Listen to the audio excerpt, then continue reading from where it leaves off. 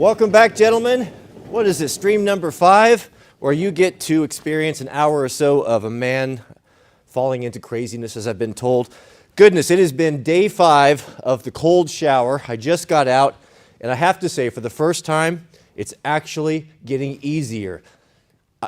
I would have never believed this if you would have told me this even 5 days ago, where I actually thought about staying in a little bit longer. I didn't, of course, but maybe next week. I have to remind myself that I did jump in for the full 3 minutes when, well, Wim recommends you start off at 30 seconds, but we just don't do that around here. But my goodness, what an amazing benefit. I have found, kind of working into my procedure here, the first couple days, I had to really man up. It was exceedingly difficult. Goodness, I don't have my camera set right. You know, someday we'll have a producer here, but for now, it's just me.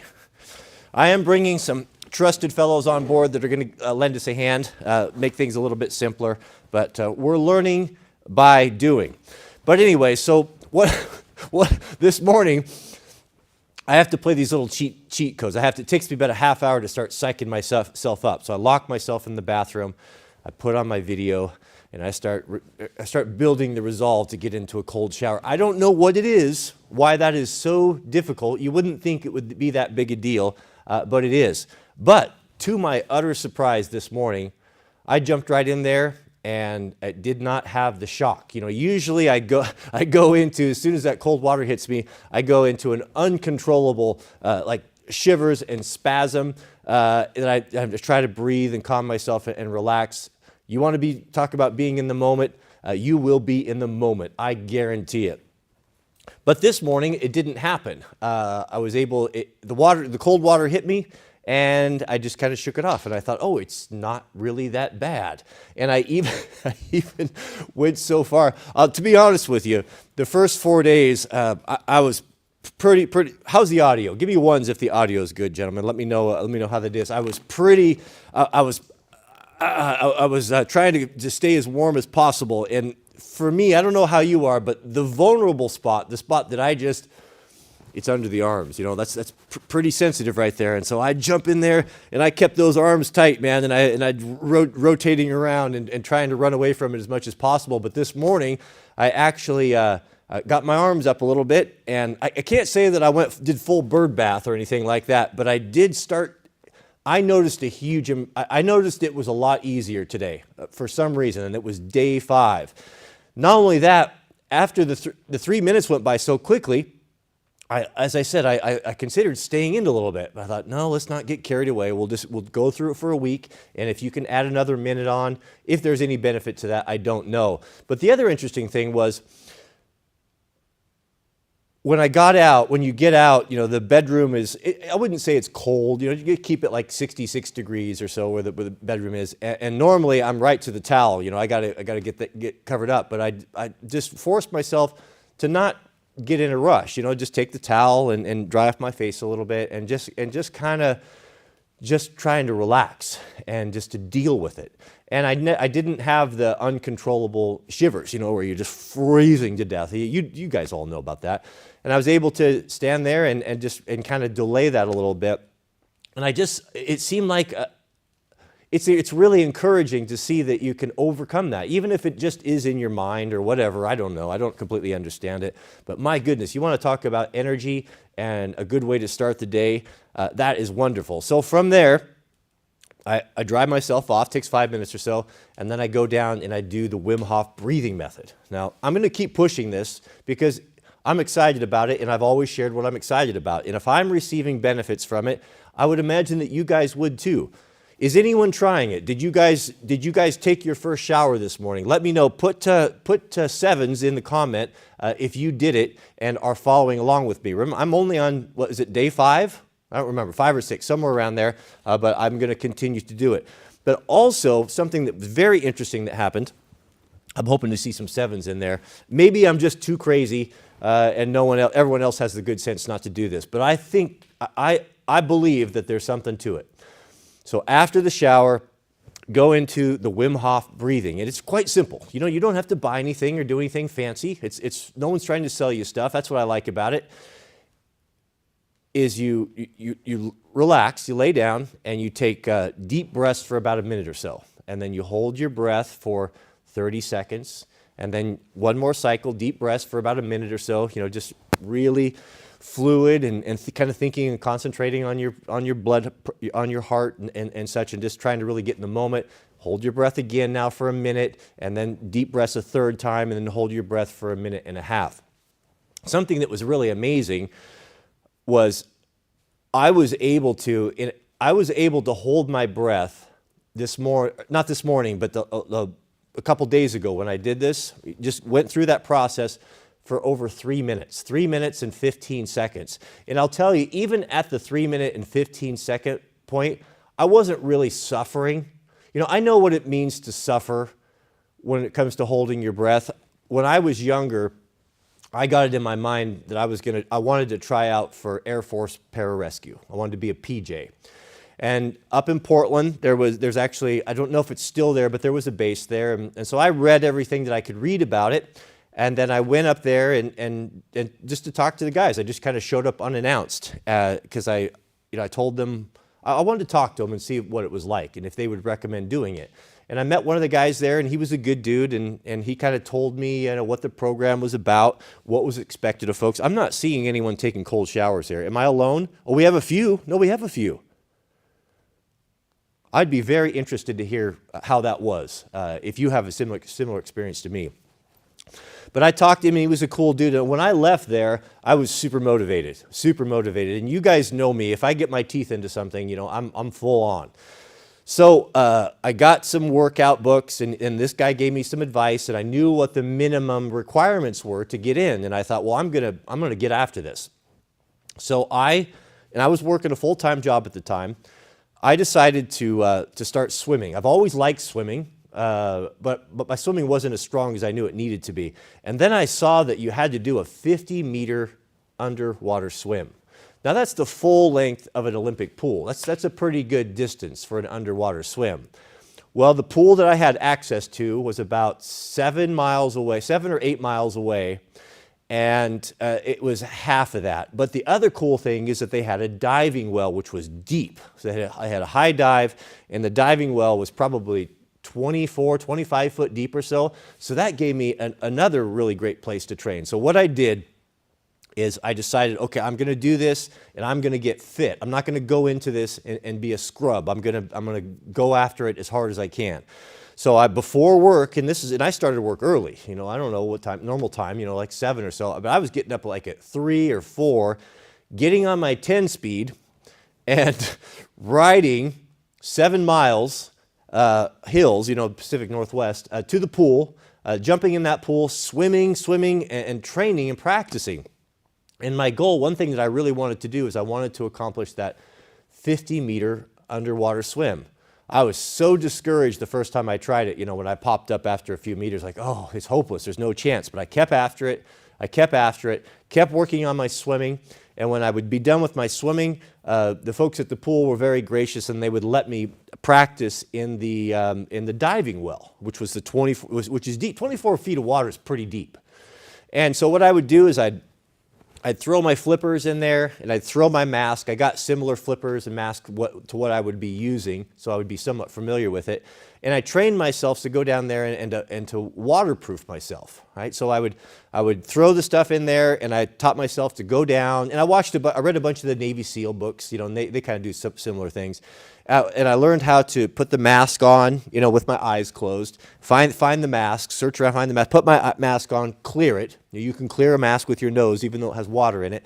Find my flippers, and the whole time holding my breath, and doing this. And I got very proficient and very comfortable with it.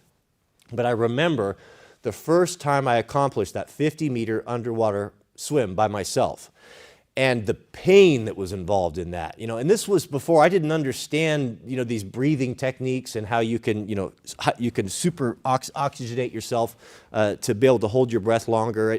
I just didn't know all that stuff. But the first time I did it, I had to go underwater to the pool, and I had to flip underwater and then come back. It was a 25-meter pool. and I got it so I could do the 25, and then I was starting to do my turn, and I worked on it. It took months for me to be able to do it. And the first time I did it, I was so close, and it hurt so bad. There's the desire and the need to breathe was so overwhelming that I just couldn't. I peed in the pool. The last couple of strokes, my whole body started to shut down. I felt my peripheral closing in, but I touched it and I made it. And that was a great accomplishment for me. So I understand holding your breath and how difficult that is. And 3 minutes I've never, ever been close to that. I mean, even at my best, I don't believe I ever hit 2 minutes, maybe a minute and a half or maybe close. I don't recall exactly, but it was very difficult. So it was quite interesting that when I did the Wim Hof method the other day and just followed it, and I thought, well, let's see. I had my phone on, went through the whole process, took a deep breath, let it out, and laid down there and closed my eyes and tried to relax and set the timer. 1 minute, no pain. Minute and a half, no pain. 2 minutes, I'm aware of it, but not pain yet. I know what the pain is. 3 minutes, starting to develop a little bit. I was so excited and so happy that I hit 3 minutes. I was absolutely shocked that I quit. But I believe, like, if I would have wanted to suffer, like really suffer bad, I could have went to 4. That's pretty incredible, right? So we'll see about that after doing it for a while, what that takes. But that's really something to be able to like, how long can you hold your breath? Like, I wouldn't have been able to hold my breath. Maybe I would have given up after about a minute or so. But there's something to this. And the other thing I noticed this morning, which was quite interesting, was, are we okay? Are we still on? I'm not hearing from anyone. I don't know if the stream's still going. Are we good, Overton? Let me know if everything's good. The other thing I noticed is that after the shower, Wim talks about concentrating, really kind of being in the moment, concentrating on your body and feeling your heartbeat, your heart and all that. And I would imagine, I follow my heart rate pretty good. It was probably, when I started, it was probably pounding at about 60 or 70. And by the end of that 11 minutes, really focusing on it. And I don't really know what to do other than I'm just focusing and just really trying to focus on what it feels like and feeling your heart breathe. I just was there and feeling and witnessed my heart rate just drop and drop. And I mean, almost just in just a few seconds. To the point where my heart was hammering before. You can hear it, you can feel it hammering, and you can feel it in your ears, where it got softer and softer and softer until it was just a light. It was really incredible, and it makes me wonder, what are the limits with something like that? What are the possibilities? When you see Wim Hof, for example, he climbing Mount Everest in shorts. And some of the world records and the things that he's done, it's amazing. You go watch where he did the swim underneath the ice, what he's able to do. And we just have lost sight of how tough and durable we are, and how, if we're deliberate about it, there's something there that we've lost that people may in the past have had. One thing that I have seen before that just godsmacked me, which I just couldn't believe, is I've seen Tibetan monks or so. This is all documented. They'll go out up there in the Himalayas when it's super cold and just sit outside, kind of Indian style, all night long, and they can control their own body heat. They don't have big coats on or blankets or anything. They're just in just this thin clothing, and it's like a raging storm outside, snow blowing, ice all over there, and even around them where they're sitting, they're putting out so much heat that they're able to just sustain themselves and just spend all night out and not die of exposure. I mean, that happens. If they can do that, then why can't I do that? Or why can't you do that? And what else can we do? I think we talked about this yesterday. 1.4 volts. We have 1.4 volts in each cell in our body. And they tell us, and I don't know how they know or not, this is probably just some random number, but whatever, there's a lot of them. 35 million or 35 billion or trillion, whatever they are. You take capacitors, you take a bunch of capacitors that have 1.4 volts on them, and you put them all together. If you could ever get 35 trillion of them at one place, and if you could get to the point where you could control that release of energy in one moment, I mean, that would make the nuclear bomb look like a firecracker. So when Jesus tells us, and when he's healing, and all of his disciples are marveling about what he did, and he says, you think this is cool? You think this is amazing what I do? I'll tell you the truth. In the end times, my remnant, they'll do greater things than these. And we have these stories that are just so outlandish you can't even imagine. If a man has the faith of a mustard seed, he can say to this mountain, be picked up and removed and cast into the ocean, and it shall be done unto you. So is the potential for God's remnant in the final days, is that going to be something that they'll be able to be tapped into? Or is that something that's reserved for the kingdom? I don't know. But I don't know anything. But I do know that I feel a lot better after these cold showers. And day 5 was a big turning point. So if you're just starting, and this is anecdotal, this is just my personal experience. If you're just starting, then it gets easier. It definitely gets easier. All right, are we looking good in here? Good? Everything's good? Good to see you, Mr. Ben. Right on? Okay, let's get our lantern going here. And we got an hour today. I've got to, my sister is her last day in town. She's heading back to Cali.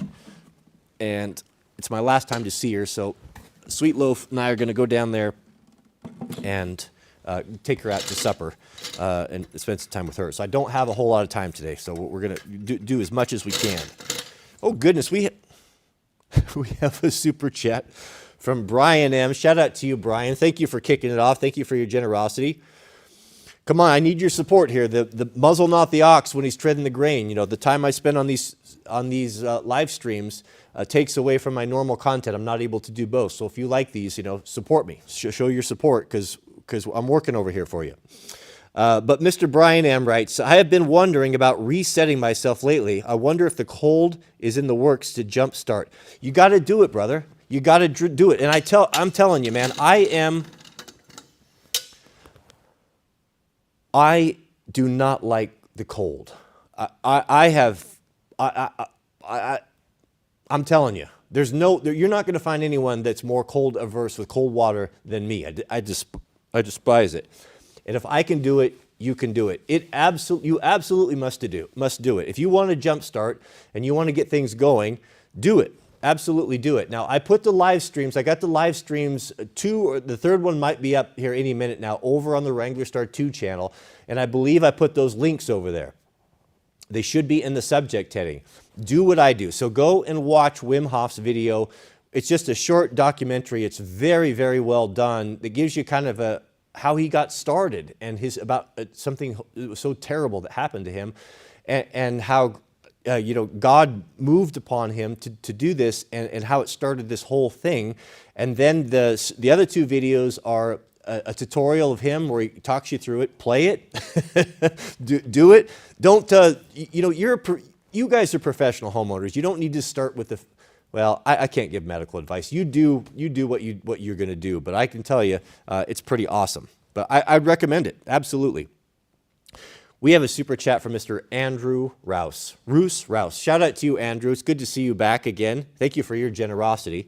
Andrew writes that I watched one of your videos with Jack. It was when you were picking up logs and you let him drive. What an incredible relationship you have with your son. You have done something right, sir. Fathers everywhere are envious. Well, you have to remember that, of course, we always it's easy to control the narrative when you are doing the video editing. And I do appreciate what you say, but I am in no ways perfect. And I have on multiple times had to go and where I've lost my temper, or I wasn't patient enough with my son. I struggle with the same thing everyone else does.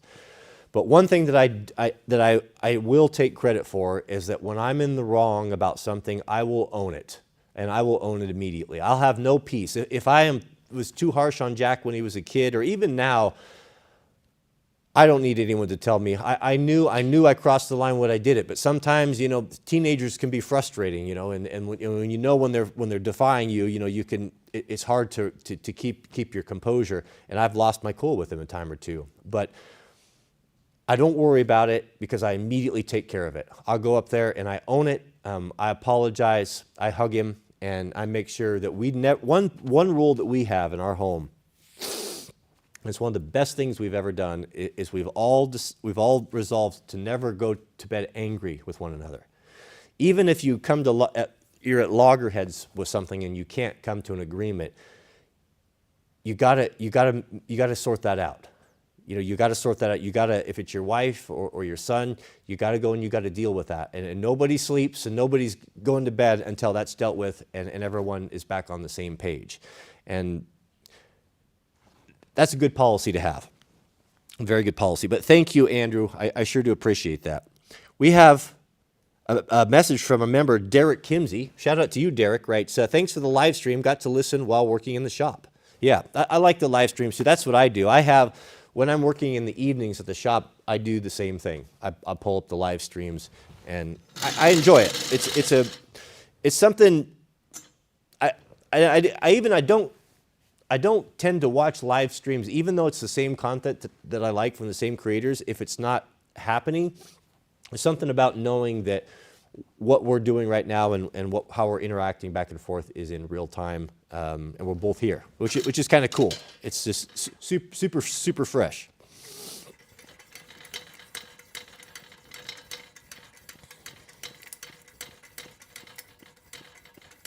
$30 pumps.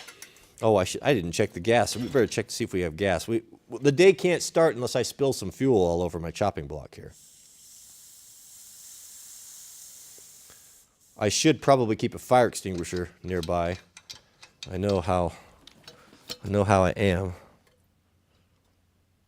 I think we're good. I don't think we need to put any fuel in there. We've got enough left over from last time.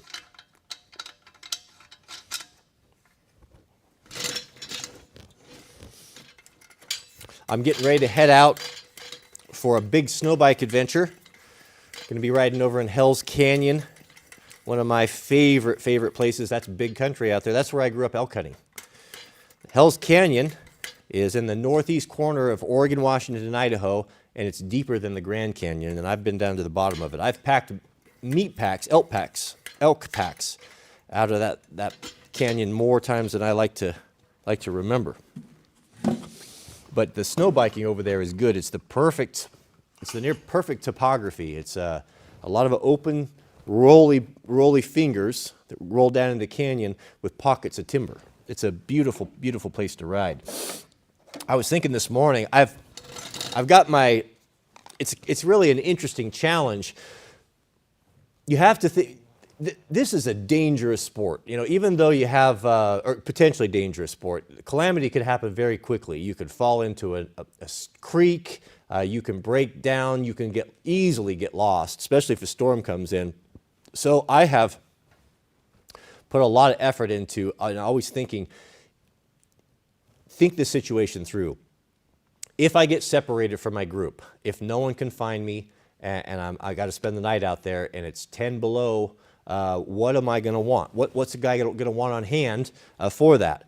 And so there is that, but then there is you're extremely limited with space and weight. Weight is very, very important on these machines. These bikes are producing, anywhere from between 59, 75 horsepower, and that's on top of that with a rider with gear, me, that's 250 pounds on top of that, plus fuel, and everything else. It can easily, really start to take away from the performance of the machine. So you have to be very, very careful.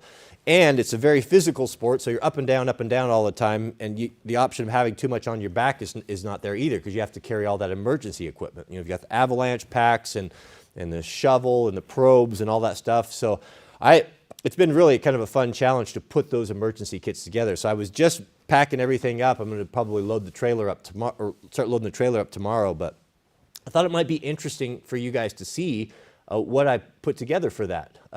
Let me know in the comments if you want to see that. I can pull that stuff out. and what my thought process is, and that's trying to survive in a very, very difficult environment. You know, how I pack emergency or survival gear in the wintertime for a snow bike adventure is very, very different than how I would pack in the summertime for moto.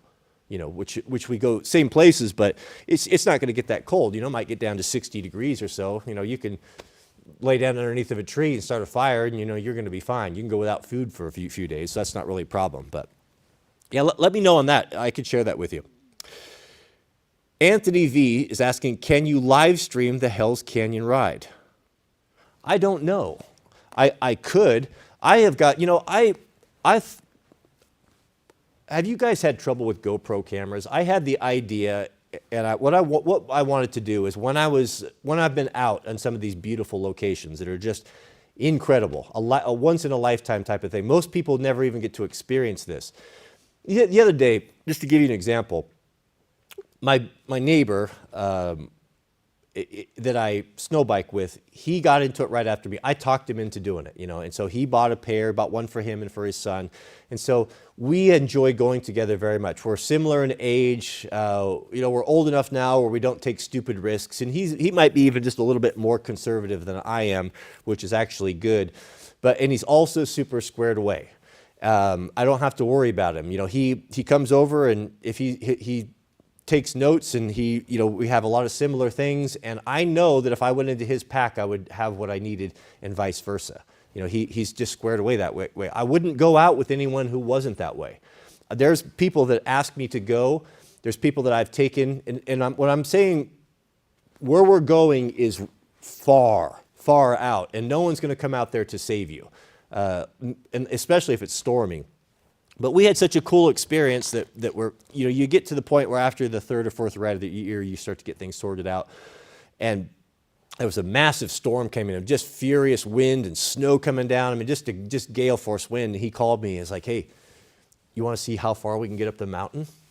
And he called in the morning, and I blew him off. I'm like, oh, come on, Maccabee, I don't know if I want to do that. You know, let's wait for the good day. You know, I don't know if, and he's like, all right. And the more and more I thought about it, I hit him back in about an hour, and I said, yeah, let's do it. Now, this would be a good opportunity to check everything that we've done, you know, clothing and all of these preparations, and the bike's getting fitted. Can the bike operate in, you know, 10 below? Is it going to ice up? Are we going to have, you know, fuel injection problems? So we jumped on there and did it. It was an incredible adventure, man. We were heading up there just side by side, shoulder to shoulder, basically climbing up Mount Fuji, up the north face, just right into the teeth of this ferocious storm. You know, the goggles were just icing up. You're just peeling ice off of them and just going and going and going. And we just worked our way up to, you know, almost 7,000 feet, where finally it got to the point where we broke out above the tree line, and it was so exposed up there, and the winds were just constant, like 60, 70 miles an hour. Just, you couldn't hardly even stand up. And we just sat at the top of that, looked at each other, rolled back in the trees, and it was amazing. You know, we talked about this later. It's like to be able to go from the comfort of your couch in let's say 1 hour, you're at 7,000 feet in the most austere, difficult, life-threatening environment as you can possibly imagine. As warm as a bug in a rug up there, no issues, no problem. Turn around, come back down and sleep in your own bed. Like, that is absolutely astonishing. That is an adventure. Just that, this was a 2-hour after work little jaunt. That is an adventure that is beyond the scope of the majority of people in the whole country, that they've never, you know, and that's just a daily thing. It's such a wonderful sport. I'm a big advocate of it. I enjoy it immensely. The challenge, you know, what makes it so interesting is, I think what keeps my interest in it is I get tired of stuff. Once you kind of get competency, or maybe not mastery, but for me, competency on something, I'm ready to move on to the next thing. But, you know, we on the way down, afterwards, we were talking in the trailer as we were putting the gear away and stuff, and I said, you know what I like about this, Maccabee? It's that it's 50% fun and 50% sheer terror. You know? And he looked at me and I said, I'm glad to hear you say that, because I felt that way too. I just didn't want to admit it. I'm like, oh yeah, that's the way that it is. And that's what makes it fun, because you're always, or I'm always a little bit surprised that I actually made it back to the truck without issue. So that's what makes it fun, you know, that adversity. And we need that. You know, I find the reason why a lot of us take those risks and put ourselves in position of danger, which really just mystifies our wives. You know, they don't understand it. It's because we have to. You know, testosterone is lowering in most men. They're becoming more feminine, less strength, you know, less courage, all of that. I can tell you, and of course this is anecdotal, but I can tell you for a fact, you go up and you do a hard 70, 80, 100 mile loop on moto with your bros where you're having to fight and drag over logs and you have to just put everything into it. You come back out of that a lot more masculine. I'm stronger, I'm more aggressive, I'm just everything about, I just feel alive. I just love it. And this combined with the cold shower it's the way, man. It's the way. You may not have access to snow biking, but find something that challenges you. We have a super chat. Oh, thank you, Anthony. I appreciate that. We have a super chat from Jared C. Shout out to you, Jared. And Jared says, I've been inspired by your videos and looking to quit my dead-end retail job to start finding myself. I'm tired of most modern society. Thank you. I would recommend all of you do that. If you're putting in the 40 or the 50-hour week and you are coming home and you're too tired to even play with your children or interact with your wife because the job is hard, man. You need to find out a way to do something different. You need to find a way to replace that income by working for yourself. And I know it's scary. I know it's difficult if you've never had your own business, but you got to do it, man. These employers, these companies, they don't care for you. They're just going to use you and use your body and wear you out and spit you out. They have no allegiance to you whatsoever and shame you and make you feel bad if you don't work overtime. And I assure you, the moment you're inconveniencing them and whatsoever, they're going to throw you out. Now, there are rare exceptions with smaller businesses, but for most places, they don't care about you. The only person that's going to care about you is yourself. You need to figure out a way. It's never been easier. There are more resources now than anything. Just the bookkeeping alone can be handled usually by, your wife can help you with that. She can get into Quicken and take a few online classes. There's a lot of resources out there. There's a lot of people showing how to do stuff. But just, God wants you to have a life that you enjoy. Now, I'm not talking prosperity doctrine here, but I'm just talking to have free time, to do the things that you want to do, to not just have to live for the weekends, where you can just call your own shots. You'll find that you probably end up working more, but it's okay because half of that work might be in your robe on the couch, doing some computer work or doing some billing or doing some estimating, whatever it is, or maybe you can even involve your children with it. That's the way it's supposed to be. Keep your family together as much as possible. One of the most effective things that the adversary has done to tear down the family is to separate us. Sun Tzu says, the conquer and divide. That has always been, or divide and conquer, divide and conquer. That's always been a very sound military strategy for dealing a strong group or a strong army. You take the wife out of the home. You put her out into the workforce. You take the children out of the home, away from the good influence of the two people the only two people that care about them is you and your wife. Plug them into a government indoctrination program that is going to do everything it can to turn your kids against you. And then you're out in the workforce and all of that. You're weak. You're divided and you're weak. The temptations that could come upon you when you're on a business trip at the hotel. I worked on the road for a job as a construction superintendent 9-10 months out of the year, living in hotels. Now, I was a single guy at the time, but I worked with a lot of guys that weren't. And I saw exactly what takes place and took place at the hotel bars when the husband or the wife is away from their spouse. I know there's no oversight. No one really knows what's going on. It is a terrible situation to put yourself into. I would avoid at all costs putting yourself in that situation. Most people just can't handle it. And temptations will be there that you may not be able to resist, that will not be there if you're together as a family unit, if you're there together with your wife. So it's destructive to your family to be out 60 hours a week, 50 hours a week. Your kids are growing up, being raised by other people. I know not everyone has the option, and people say, well, it's easy for you to say, but we made these conscious efforts. So don't tell me about sacrifice. I and my wife and I made sacrifices for our children because we understood the importance of homeschooling them. Would you be able to give up your wife, if your wife had a job that was making $150,000 a year, would you be able to just say, why don't you just quit and start raising our kids? Would you be able to give that up without a second thought, without making a sacrifice? Because we did. I did that. So don't tell me, you can look at me now in my current situation and say, oh, easy for you, we're out here struggling. I know about struggling. I understand struggling. I get it. But I focused my mind on what it was that I wanted to accomplish. My wife focused her mind on that. We got in harness together, we pulled together, and we're in a better position now. We made this happen, and you can make this happen too. So if you want to fail in life, if you want to, the absolute guaranteed recipe is to have a pity party and start making excuses why you can't do something. I won't have any excuses. Can't.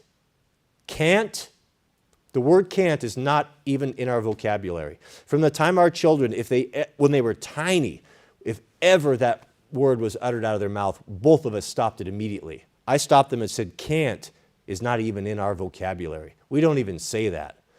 We focus on things, what we want to do, and we make them happen. And you do the right thing, you follow the golden rule, you be a kind, compassionate, and honest person, be honest in your business dealings the best you can, do and honor God in all things that you do. He wants you to have the freedom where you can be around and influencing your own children and being around your wife. You can do it. You can do it. I did it. I came from nothing. No one gave me nothing. I had to get everything. I've been homeless. I get it. I could have made a decision to be on the streets and be a heroin addict. I could have made that decision. I have friends that turned that way and are now in prison and dead. So it could happen. So I don't want to hear any pity parties. You decide what it is that you want, and you get your wife on board, and you resolve to do it, and it will happen. And think about it. Concentrate it. Negativity, pissing and moaning and pity parties is a sure way to never accomplish anything. We have a super chat from our friend, Spartan219. Good to see you back, Spartan. Thank you for your generosity. You've always been very generous here. Says, thank you for your advice regarding black and white thinking. My name is Jacob. You have reignited my passion for God and for the outdoors. Yes, you have a job. If you're here, Jake, and you're hearing this, it's not by accident. God has brought strong, motivated men into my life when I was feeling cowardly, when I was feeling that I couldn't do it or I was about to give up, that inspired me enough to keep going, and I'm returning that favor.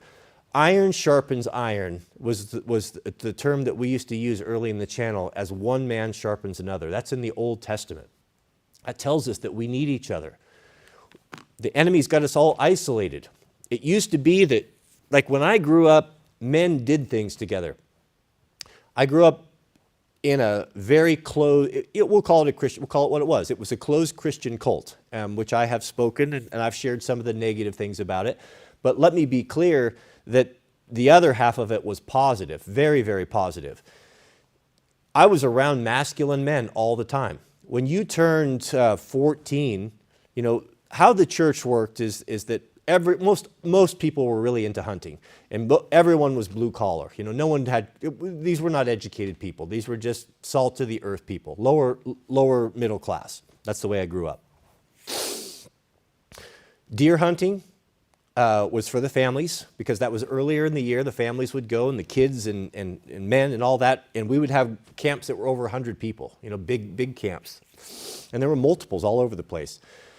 And then when elk hunting came, that was in the fall. Elk hunting season usually opened October 31st. And that's when you're over like in Hell's Canyon where I'm going, where we used to hunt. That's cold, rough country over there, very cold. It can get down sub-zero and really, it's an austere environment. That was reserved just for the men. And we would show up for 2 weeks. We'd go a week before. We'd set up all of our wall tents, our cooking tents. We slept together. We hunted together. We cooked together. We collaborated to harvest meat for the families. Because if you could bag an elk, as a working class guy, that was something that was really important. It was really important for my granddad to get that meat, to get a deer and an elk, and if he could get a bear, that was even better. That took a lot of burden off of him to provide food for the family, and we ate a lot better because of that.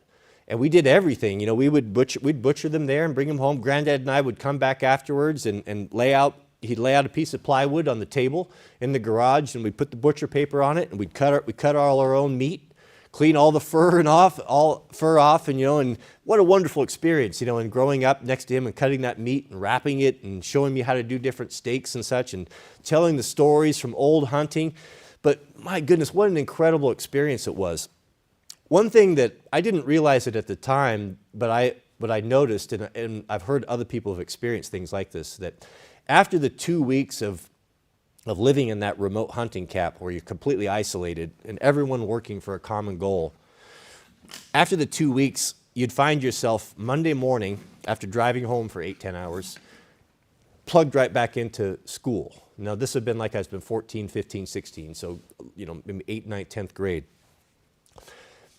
A feeling of great depression. I can remember it today, of waking up and going back in the routine of going to the state-controlled government schools after experiencing the amazing experience of being with those men, masculine men, and having that hunting trip and having that experience, and then being ripped out of my tribe that was just formed, and going back into this horrible system. For a week or so, I felt so depressed and so sad. Before the mind controlling starts getting back in there, and you just kind of hunker down and just deal with what's going on. We need to get back to that. There is no doubt that there's been a very conscious effort to destroy the ability for men to get together in groups or clubs. And I blame women and feminism a lot for this. You women that think you need to be involved in everything men do, shame on you. You need to mind your own business and do your own thing. Just because men are going out and doing something, or want to have a private club where they can sit around and drink whiskey and smoke cigars and talk and hang out and enjoy one another, doesn't mean that you need to involve yourself with it. And the moment any man tries to do that, or guys try to get together, there'll be a bunch of women that want to come in there and we want to be part of it too, and you're discriminating and all this BS, and we've allowed that to happen as well. We've allowed women, you've allowed your women to take away your masculinity, and you've just given up. This is important for us to get together and to do things and to learn and to support one another. It's more important now than ever. And for those of us that are in the war band, that are going to be soldiers for Christ in the coming struggle, we're going to need to rely upon each other. We're going to need each other. And this is the best thing we have right now. Mrs. W and I are trying to move heaven and earth to get this facility, a facility where we can make this happen in a small way. I really want to do this. I really want to be able to have a place where folks can come, couples can come, and I've got all sorts of things planned. We're going to do moto. If you have a dirt bike, we'll have an opportunity I'll take you and give you an experience that you haven't even dreamed of before. Show you things you didn't even know existed. Snow biking the same way. We're going to do mushrooms, we're going to go out, we're going to be picking huckleberries. But the thing is that I want this to be a training ground just of hope, and I need it too. I need to be around like-minded people so that I'm encouraged and I have a purpose as well. And that's, we're really focusing in on this year, and we're hoping that you guys will keep us in your prayers that this can happen. It's a tremendous undertaking. We're covering all the costs, ourselves. I told God, I'm not going to ask for money. If you're going to call me to be spreading the gospel and to be bold for Christ, then you have an obligation to provide for me the things I need. You need to provide the resources that I need to make this happen. Because I'm only one man here. I can only do so much. And I'm not going to get on my knees and I'm not going to beg. That's your job. You told me you know what I have need of before I ask, and I'm going to hold you to that promise. I'll put that Bible on the ground and I'll stand on it with both feet. Because he told me, I'll do the work. I'm happy to get up at 4 o'clock. I'm happy to take the cold showers. I'm happy to put in 20-hour days. But I'm not going to beg, and I'm not going to lay that burden upon you guys. So this is going to happen, Lord willing. But there's a tremendous outlay of expense. We're covering it ourselves. We're moving as fast as we can. We don't have unlimited resources. So I'm hoping it'll happen. You know, miracles can happen, things can happen that you weren't expecting, who knows. But just right now, we got the garage doors going on the shop. You know, that shop is important to have that done because I'm going to need a place to have my own personal things. It's important for me, if I'm going to be bringing people into my home and where I live, it's important to me to have a buffer, a place that I can retreat to. Even Christ, you know, he got to the point where he had to get away from people. He had to get away and he had to recharge. He had to reconnect to nature. He had to reconnect to his Father so that he could recharge those batteries and he could go back and he could be of use to people. And I need the same thing. And I thought maybe we could make it all happen and stay here, but that's not possible. Mrs. W and I need to build a modest house close by that's going to be separated from this, and this big house that we're in is going to be the perfect facility for that. But all this stuff costs money, everything, you know, it's just expensive to do, and it takes what it takes. So we're working on it. But that's a Lord sooner than later. Thank you, Jared. Thank you for your generosity. We have a super chat, another super chat from Spartan219. Shout out to you, Spartan, who writes, thank you for your advice regarding a black, oh, I already read that. Sorry about that. Super chat from Jamie. Good to see you back, Jamie. Jamie says, hey, Top G, do you still hunt elk, goose, deer? I haven't for years. I think maybe, we talked about maybe putting tags in this year. I hunted from the time, well, I started walking with my granddad when I was 10, I forget, 10 or 11. Took my hunter safety course, I think when I was 12. Started hunting with Granddad as soon as I could. As soon as you had to take a hunter safety course and get a certificate and all this nonsense. Started hunting with him, and then hunted solid all the time. Hunted and fished all over the place. I've got some pictures to show you. I thought that I had lost all my pictures, and my sister showed up yesterday with a giant bag of all my childhood pictures of all of me fishing for salmon and steelhead, my first car, my Bronco, a bunch of stuff that I thought was lost and gone. And it'd be fun to share that with you. It was just incredible to go through those memories. And I didn't put the importance on them when I was younger, or put the importance on maybe saving a few photos of things that you did in your past. But I was so grateful that she had saved these things and had given them to me. I didn't even know they were still around. I was actually, you know, as we get older, we kind of get more nostalgic about things, and I was really kind of sad that I hadn't. The Sweet Loaf asked me if I could show her a picture when I was little, and I said, I'm sorry, I can't. I don't have anything. But now I have them, so I thought I might share some of those with you in a video. They're pretty fun, pretty fun. I forgot what I was talking about here. Jamie. Oh, goose hunt. Yeah, so I hunted every year deer, elk, were the big ones, bear, cougar, duck, goose. I was big into fishing for a long time. Did amateur fishing guiding, made my own fishing rods from scratch, tied my own flies, made and sold fishing lures. I mean, I was super into it. I used to walk. When I was in school, my salmon rod was in my locker, and I would fish before school, go to school, and I had to walk. Go to school, and it was a mile down to the river, steep hill, mile down, mile back up. Go to school, and then right back down there again. There's pictures. There's a picture of catching multiple Chinook salmon. I remember one day I was down there, I was probably 14 or so, and I'd caught on the Willamette River. Willamette River below the Willamette Falls in Oregon City is the only urban fishery that has a fabulous run of spring and fall Chinook. The fishing there is quite excellent. So I would go down there on an old catwalk that was, I'll tell you the story another time. It's a pretty good story how I got into that. But I'd go down there with some other older guys, and we would cast spinners off there. And one time I hooked two big Chinooks, you know, like a 20 and a 30 pounder. I wasn't very big, you know, maybe 120 pounds or so.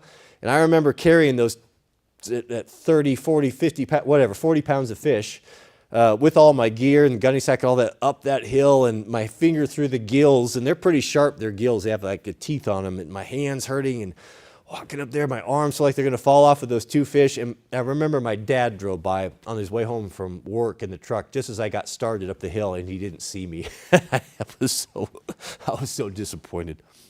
So disappointed. But yeah, I just haven't had time to hunt and fish. I've been grinding for 20 years to get where I'm at now. And all of those things were put on hold to get married and to build my businesses and to build and raise my children. And that's just the way it's been. I'm at a position now where I could do a little bit more of that. I have a little bit more time. But thank you, Jamie. I sure appreciate that. How's the top G? The top G, it doesn't look good for him. I haven't seen him around for a while. Mr. Andrew Tate. That's what happens when you rise up and you draw too many men to yourselves and you're preaching a message against the system. Now, is he controlled opposition, or was he? I don't know. Maybe. I don't subscribe to that Playboy lifestyle. I've lived it, not to his level. I didn't have private jets or anything, but I get it. I know what it's about. And that's not for me. But let's not throw the baby out with the bathwater. He had a lot of good messages. And I think deep down, I think him and his brother were probably good people. But as much as you can tell, I'm always a little bit suspicious of anyone that rises so quickly. It's difficult, I would say impossible, to do that without support from behind the scenes. But I don't know. All I can go off is my instinct, and my instinct was that, deep down, I think he's probably a decent dude. Thank you, Jamie. Mr. Stony Ridge Farmers, thank you. Thank you for your super chat. Good to see you here. Glad to see you, Cody. I agree with you. Yeah, you're on the same page. You're in the army of God. You are certainly a professional homeowner in your own right, and I salute you for that. We have a super chat from Sunseeker. Keep up the good work. Thank you, Sunseeker. That's very generous of you. I really appreciate that. We have a super chat from Anthony V. Shout out to you, Anthony. Anthony says, I love the training ground idea of having couples visit. My wife and I will come on down and join if invited. Yeah, it's going to be very limited. We're not going to... Mrs. W and I were talking, kind of working some dream schedules, what would be ideal and what we would like. And what I'd like to do, and I think what would be feasible, would be twice a month, every 2 weeks. Now, Clint and Heidi Smith down at Thunder Ranch very graciously opened up their fine facility, the finest in the country, in my opinion, to a couples class. It was an AR class. It was an urban rifle class. And what it was, I think we've done it twice now, is married couples, 5 couples were there for 3 days, and we learned to work and shoot together as a husband and wife team. It was an incredible experience, and it drew some of the highest quality people that I've ever met, and some of them that we still stay in contact with today. And it was a wonderful experience. We got together for the class, and everyone at first was a little bit standoffish. You never know what you're gonna get and who's there. You know how it is. But once we started working together, and when Clint and Heidi are some of the kindest and most generous people I've ever met, they invited us into their home. We all started eating meals together. It was a wonderful, wonderful experience. And, Clint and Heidi at Thunder Ranch, they had it figured out. They have really figured out where true happiness is. And if you're going to work and work hard, that's the best job in the world. And I told Mrs. W, on our way home from that, I said, that's what I want to do. What Clint and Heidi have set up here and the people they've surrounded themselves with, just thinking about it right now, talking to you, beloved, just gives me goosebumps. And what a great experience it was. And that's how God intended us to live. We are living in a world that has been designed to destroy us. There is no happiness in the system. We got to check out from the system. We didn't know. I didn't know. We did the best we could. Our parents didn't help us. They didn't tell us anything. But there's no longer an excuse. God is revealing the truth. God is pouring knowledge out on his people, and he's drawing his people together. This group is going to be doing things. We're going to be doing things. He has a job for us. And do not check out. Do not quit. And do not get blackpilled and get discouraged, no matter what. Stop focusing on coronavirus. Stop focusing on the economy. Focus on God. Focus on being positive, and focus on getting your family and whoever you can influence into the kingdom. That's what our job is. The more we can do it, the more we're going to do amazing things here. We've got nothing to worry about, except for I just lost my chat. Oh, get live chat. Oh, there it is. There it is. So yeah, I want to do that. I want to do that. Let's see here. Thank you, Anthony. You've always been generous. I really appreciate that. We have a comment from All Things Silver who writes, do you stack silver and or gold as a hedge against inflation? Great way to protect your wealth or use it for bartering if needed. You know, I have not, my dad was a big proponent of that. And he tried to talk me into it. And I just thought, oh, I don't know, I don't know about that. And then I'd read about, don't store up your treasures on this earth, store up treasure in heaven and all that. But the more and more I think about it, and the more, I guess haven't had to protect resources or money through a depression that was my own until now. Now you see I can see how destructive it is. And it's a shame for all your hard work to just be vaporizing. So I'm starting to have a change of heart on that. Actually, Mrs. W and I have a meeting next week with a Christian-based company that helps people to invest their savings or IRAs. I don't know the details. I'm not a financial guy, but it has been upon my heart. I get contacted by those people all the time, and I just always respectfully decline. Like, no, I don't understand this.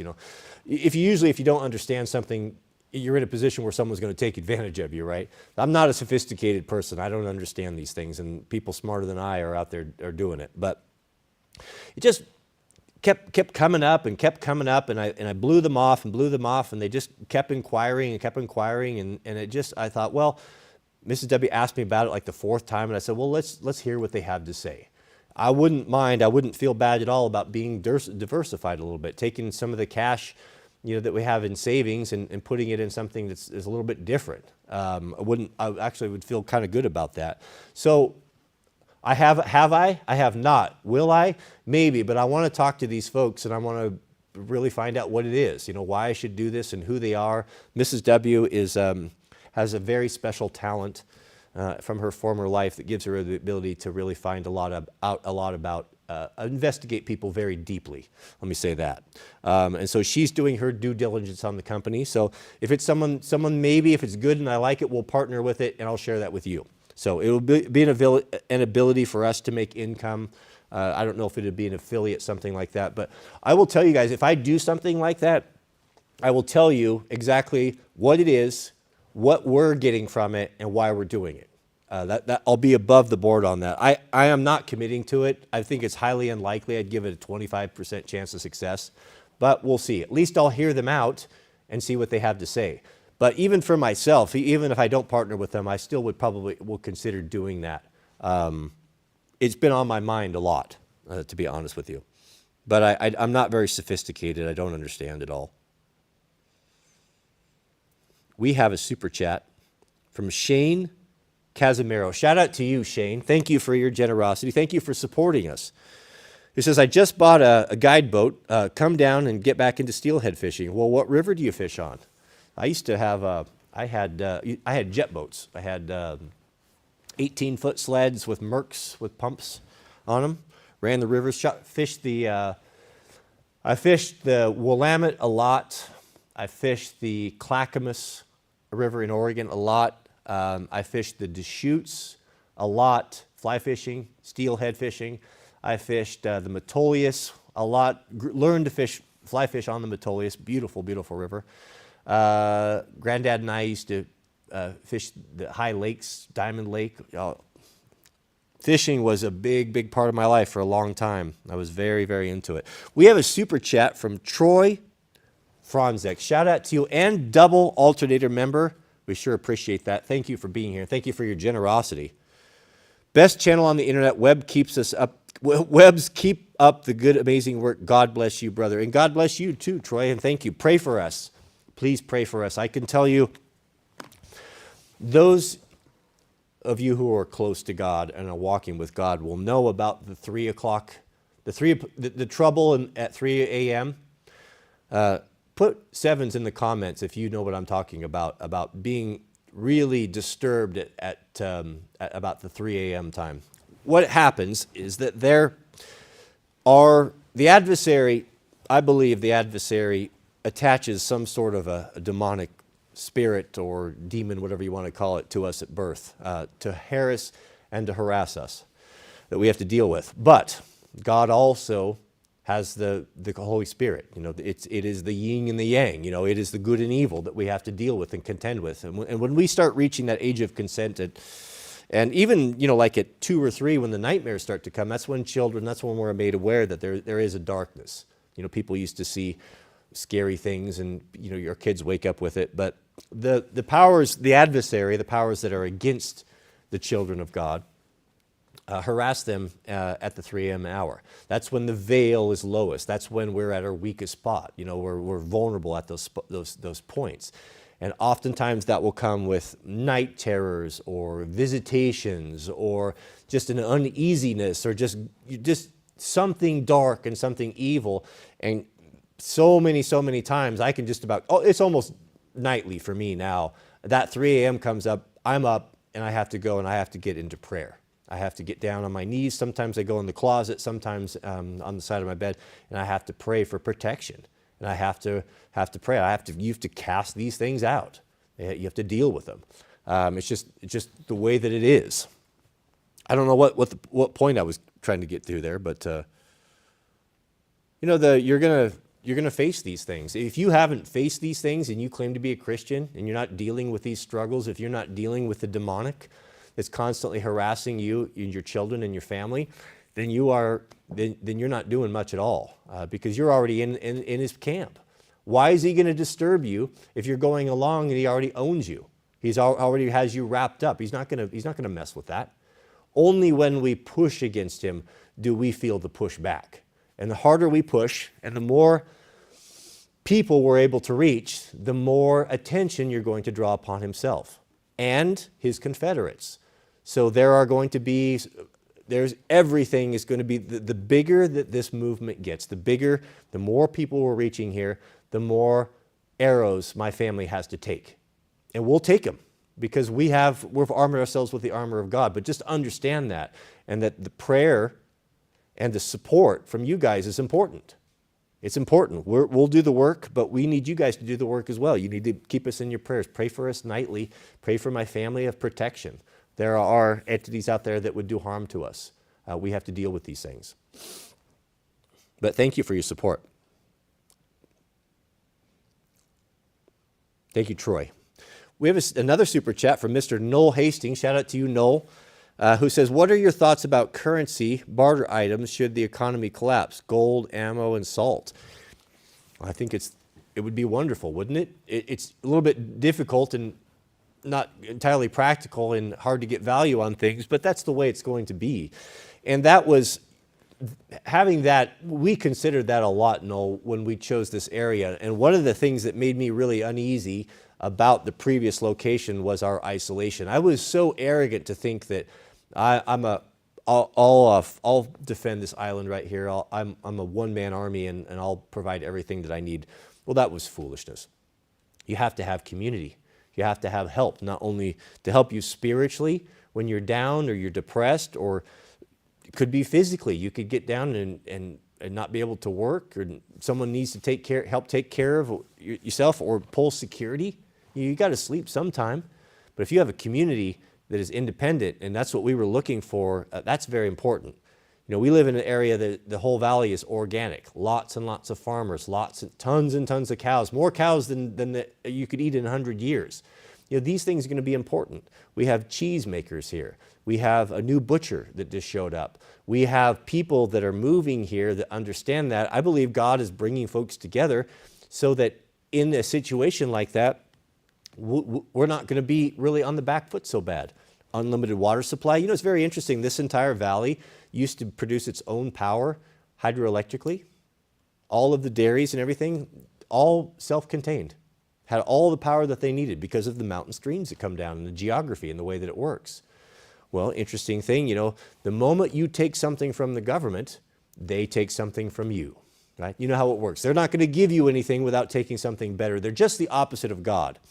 God will take something from you, a bad habit, drunkenness, a terrible temper, laziness, lying. He'll take those things from you and replace it with something better. He'll make you hardworking. He'll make you have a calm and a demeanor and change you.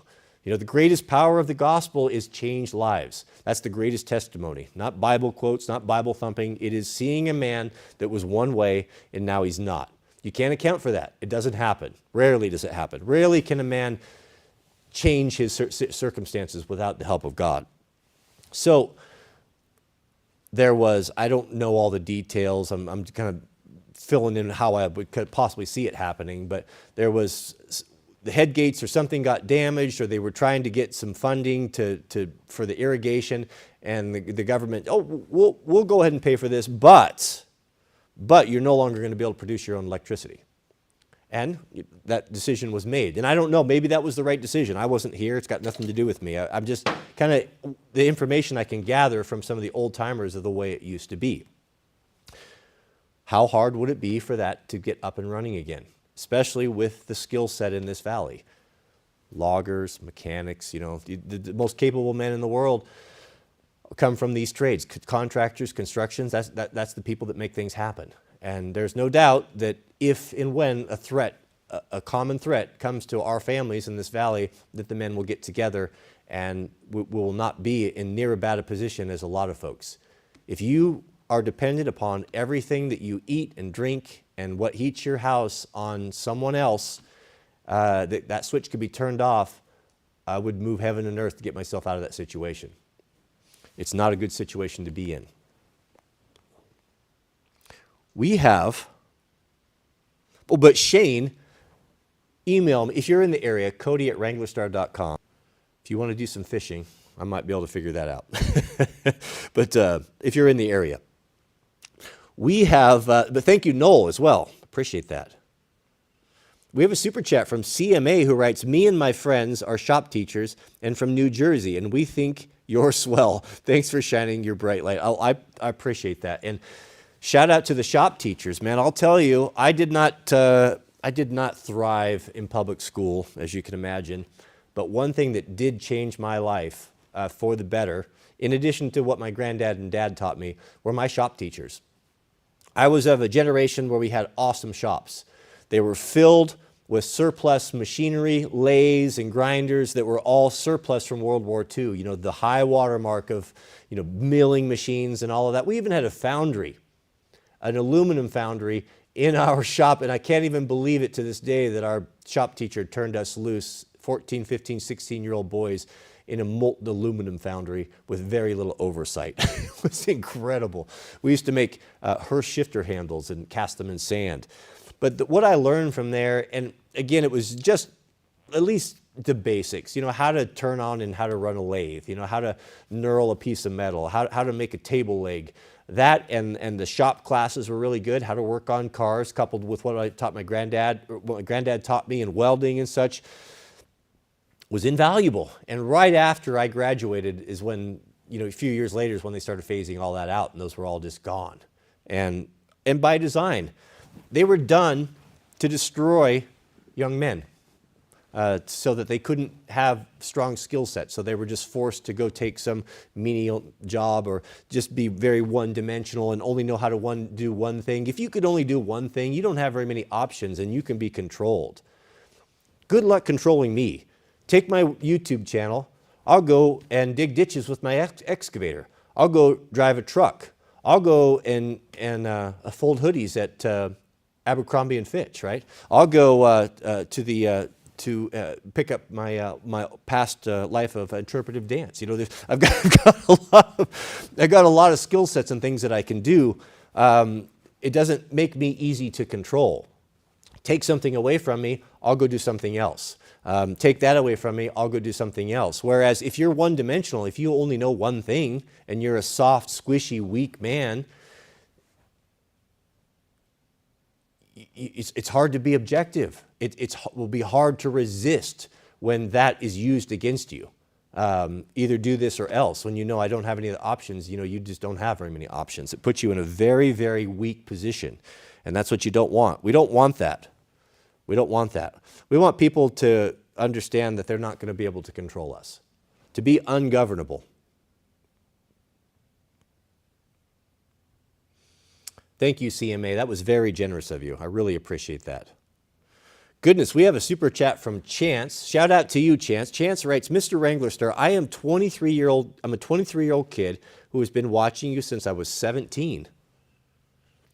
Man, that's 6 years. And you have taught me a lot throughout the years. I'm a city kid that lives in a very different life, but I appreciate the knowledge you have given me. I was a city kid too, Chance.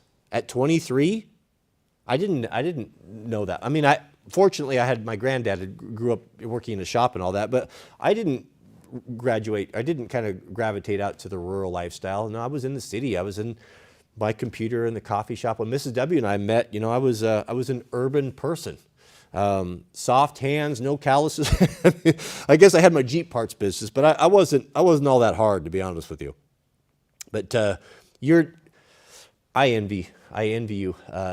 You have your whole life ahead of you, and if you're here and you're listening to this, you're so far ahead of me. It took me another 20, 25 years before I finally figured it out, and here you are already figuring it out. You can do so much better than I've done if you just follow the golden rule. Follow the golden rule and the gospel. 3 things. Do unto others as you'd have them do unto you. Love God. And how do you love God? You love God by keeping His commandments. Keep His commandments and carry one another's burdens. Love your neighbor as yourself. Those are the 3 things. I'm done with religion. Are you guys done with religion? You can have all your religion and your churches and all your denominations and all your nonsense. You can have all of that and you can just piss off. I want to be religious, but I don't want religion. I want to have a connection with God. I have no time for the wisdom of man. It's very simple. God told us that His yoke is easy and His burden is light. Has the Christian church made the yoke easy and the burden light? It has not. It goes contrary to God. People serving the wisdom of man. God kept it simple. Love me and keep my commandments. I'll take care of you. I know what you have need of. Carry one another's burdens. If you can help someone, if you have the ability to do it, do it. Even if it's going to pinch, even if you just don't know sure. If you are compelled to give a man $10, before it comes out of your pocket, give him 20. If he asks for 1,000, give him 2,000. Test God and come back and tell me if God didn't come through. If you do it not trying to gain something from it, if you do it and keep it to yourself, if you do it without expecting some obligation, there's a term as cold as charity. Have you heard that term? There's nothing as cold as charity, and that's the truth. Most people, there's a lot of people that will give you if you ask of them, but many of them will hold it over your head and use it as a lever against you or to put themselves above you in some way. It's rare the man or woman that will extend a helping hand with no obligation. And those are rare. If you find one and come across one, that's the person you want to make a friend and put some time into.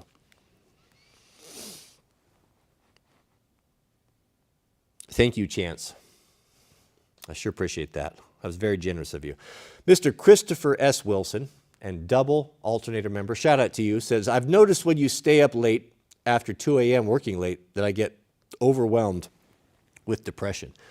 Yes, that's the time. That's when the veil is low. That's when the adversary is preying upon you. That's when we're weak. And that's when you need to get down and pray. Even just recite the promises of God when you get down there. When you realize that you're under spiritual attack at nighttime, claim those promises. The one that is in me is more powerful than the one that is in the world. And I of myself, I can do nothing. But I can do all things through Christ Jesus who strengthens me. And the one that is in me is greater than the one that is in the world. These quotes, these scriptures must be on the top of your mind. They must be in your heart. You must be reciting them throughout the day. When you're struggling, when you're tempted, when you might be struggling with, pornography is one that comes up a lot. A lot of dudes struggle with pornography. And goodness, Even if you want to, you can't get away from it. It's everywhere. If you drive down the road, it's on billboards. You open a web page, it is on the advertisement. No matter what you do or how careful you are, there's nothing you can do against it. But remember that that is a very dangerous sin to get into. Christ tells us, he was talking to the old Jews, and he was saying, it's been said that if you lie with another woman that is not your wife, that you committed adultery. But I say that if you even look upon a woman to lust after her, I'm telling you that you are as guilty, you've committed adultery in your heart with her. Man, that's a hard thing. And there it is, right there, the word out of Christ's mouth himself. And here, men were having to deal with that then. And that's when women were most likely dressing, most of them, more modestly. Now, the majority of these Western women go out looking like whores and are whores and have no modesty and no decency whatsoever. It's a difficult thing. So how do we deal with that? Here we have we're not supposed to do this, but God's made us a particular way. We're going to, of course, the male is going to react to the figure, to the images. We are visually stimulated. How do we even deal with that situation? You got to remind God of his promise. God said, I tell God, I said, you promised me that you would not allow me to be tempted more than I'm able to resist, but you would allow me a way to escape from this. Here it is. What are you going to do for me?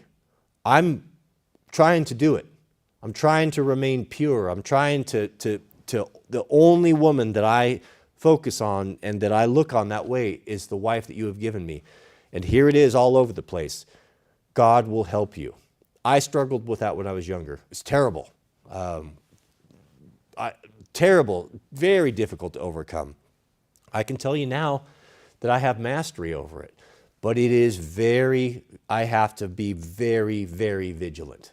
Very, very vigilant. And I have to recite these things. That's why any sort of a scripture that is related to God's promise in helping a man when he's at his weakest point, those need to be in your memory, and you need to be saying them 100, if not 1,000 times a day. And if you commit that to memory, and if when you're connected to God and you claim those promises and you state them, I state them out loud. I've known that when I get a little bit lax, that thought starts to creep into my head of something that is impure, something that I should not have. Boom, man, I stop it right there, and I attack it with the Word of God. I attack it with the promises of God, and He always comes through. You can get mastery of it. No, I don't care if you struggled with it for 50 years. You can get mastery of it, but you will not do it on your own. Christ tells us, I of myself can do nothing, but can do all things. Not some things, all things through Christ Jesus who strengthens me. You can get mastery over it. I've done it. You can do it. But you're not going to get it. You're not going to be done with it. It's going to be a constant battle. Work out your salvation with fear and trembling, is how it's put. All right, I'm going to take the rest of these super chats, and then I'm over time, gentlemen. Goodness. Christopher S. Wilson, shout out to you. Thank you for your generosity. Oh, twice. Christopher says, I've noticed when you stay up late. Oh, I read that twice, but thank you for your generosity. Yeah, that's common. That's not just you. We all have to struggle with that. But that's encouraging because if that's happening to you, that you are on the front line. You are fighting the good fight. And God will be there for you. He's not going to leave you hanging. He's not going to leave you in the lurch, so to speak. All right. Thank you all for hanging out with us. Thank you to all the help of the moderators.